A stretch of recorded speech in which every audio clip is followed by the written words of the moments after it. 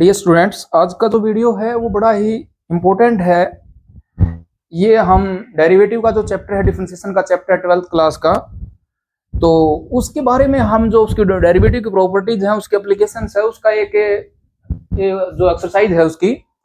और इस एक्सरसाइज से 100% बोल सकता हूँ मैं। एक क्वेश्चन जैसे सीबीएसई बोर्ड हो, चाहे स्टेट बोर्ड हो, एक क्वेश्चन आपका 5 या 6 नंबर का जो भी बड़े मार्क्स का क्वेश्चन आता है उसमें से बिल्कुल आपका कन्फर्म है। और कई बार क्या हो जाता है, यहां से आपको 2 क्वेश्चन भी देखने को मिल जाते हैं, एक 5 का या एक 2 नंबर का, या 2 एमसीक्यू वगैरह भी मिल सकते हैं। तो यहाँ क्या है, ये एप्लीकेशन ऑफ डेरिवेटिव है। हम डेरिवेटिव को कहाँ कहाँ यूज करते हैं, डेरिवेटिव को किस प्रकार से हम मैनिपुलेट कर सकते हैं, इंटरप्रेट कर सकते हैं, वो यहाँ बता रखा है। ठीक है, तो ये जो कंसेप्ट रहेगा इंक्रीजिंग एंड डिक्रीजिंग फंक्शन का है। यानी कि कोई फंक्शन है वो डिक्रीज कब होगा, इंक्रीज कब होगा, या कोई भी ऐसा फंक्शन है ये बताना है किस इंटरवल में इंक्रीज होगा, किस इंटरवल में वो डिक्रीज होगा।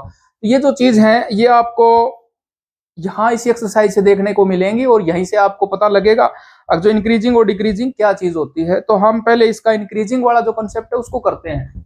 तो जो इंक्रीजिंग फंक्शन है वो क्या होता है, इंक्रीजिंग देखो नाम से ही पता लग रहा है आपको बढ़ना होता है। जब ग्राफ है वो ऊपर की तरफ जा रहा है तो इसका मतलब वो इंक्रीज कर रहा है। लेकिन एक बात ध्यान रखना, वो इंक्रीज तभी होगा जब हम वो वैल्यू के साथ साथ अगर वैल्यू बढ़ा रहे हैं हम, तो जो फंक्शन की वैल्यू रखने के बाद जो फंक्शन आ रहा है वो भी बढ़ रहा है, तभी इंक्रीज होगा। अगर वाइस वर्सा हो जाता है, एक्स की वैल्यू हम बढ़ा रहे हैं और वाई की वैल्यू घट रही है, तो आपका फंक्शन डिक्रीज हो जाएगा। तो हम इंक्रीज पढ़ते हैं। इंक्रीजिंग फंक्शन क्या है, अगर आपके पास एक फंक्शन लिया y is equal to f x, ये एफ एक्स है और y मान लिया हमने उसको, ठीक है, x वेरिएबल में है, is a function x in the open interval a B.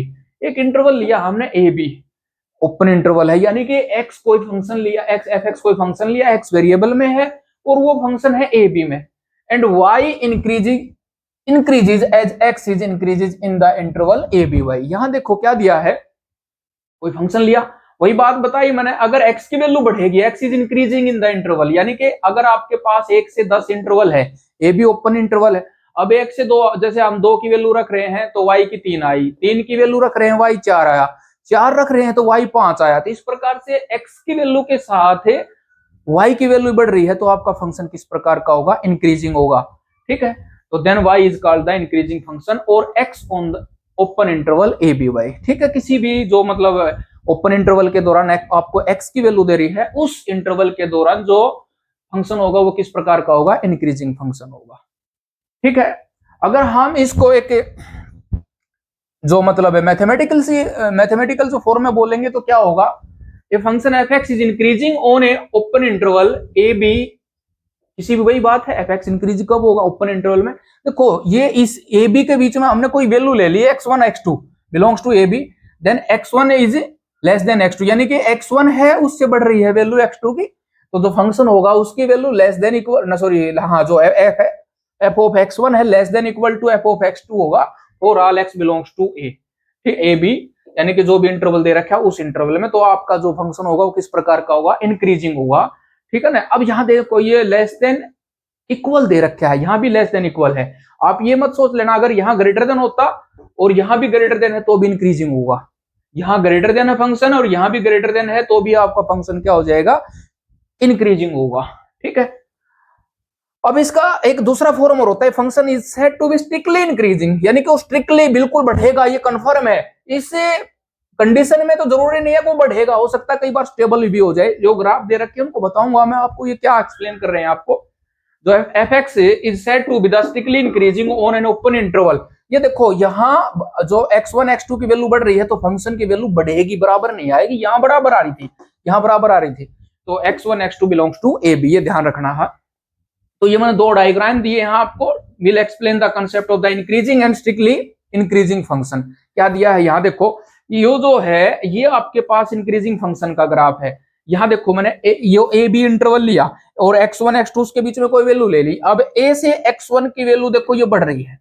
ठीक है, ये जो ग्राफ है ना, ये यहाँ से यहाँ तक स्ट्रिक्टली इंक्रीजिंग का है, बट यहाँ से यहाँ तक ये स्टेबल हो गया। इसका मतलब ये क्या हो गया, इंक्रीज तो हो रहा है, ठीक है ना, लेकिन स्ट्रिक्टली इंक्रीज नहीं है, क्योंकि देखो फिर आगे जाके फिर बढ़ गया। ये दोनों जो ग्राफ है आपका ए से x1 और x1 से b, ये तो आपका स्टिकली इंक्रीजिंग है। जो ये जो पोर्शन है ये बता रहा है अब यहाँ से आपका ग्राफ बढ़ा तो है लेकिन स्टिकली नहीं है।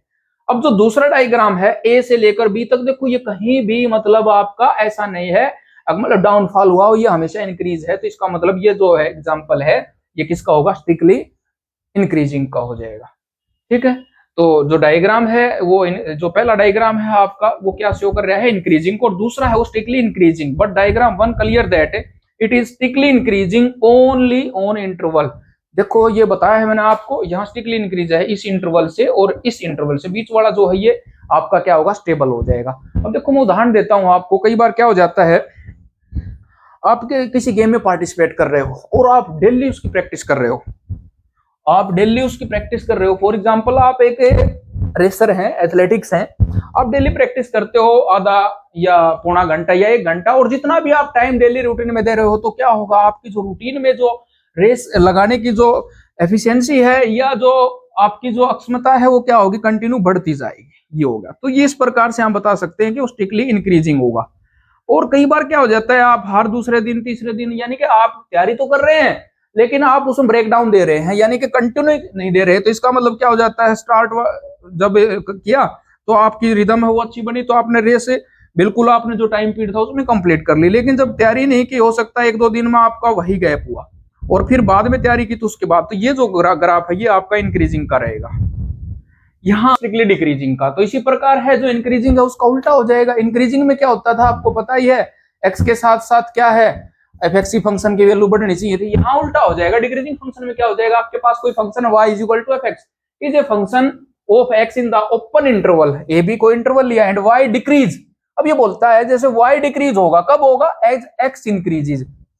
फॉर एग्जाम्पल अगर आपके पास अब इंटरवल लिया मैंने 1 से 10 का, ठीक है, अब यहाँ 1 पे मैंने 2 पे वैल्यू आई 5, 3 पे 4 आना चाहिए, 4 पे कितना और डाउन आना चाहिए। तो इस प्रकार से जो इंटरवल होगा वो डिक्रीजिंग होगा।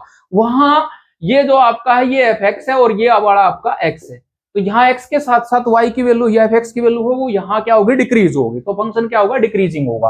तो y is called the decreasing function of x on the open interval. ठीक है भाई, अगर हम इसको मैथमेटिकल से दूसरे वर्ड में बोलेंगे तो क्या बोलेंगे, f x is decreasing on the open interval a B.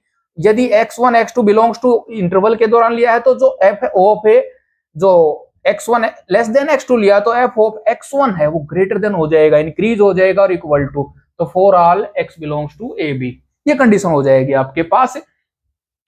और अगर स्ट्रिक्टली होगा तो वो क्या हो जाएगा, इक्वल नहीं आएगा, वो बढ़ता ही रहेगा। ठीक है ना, यहाँ तो वही जो हमने उसमें इंक्रीजिंग में बताया था वैसा ही ग्राफ यहाँ बना रहा हूं मैं। यहाँ आपके पास क्या दिया है, यहाँ देखते हैं, जैसे ये वाला है, ठीक है।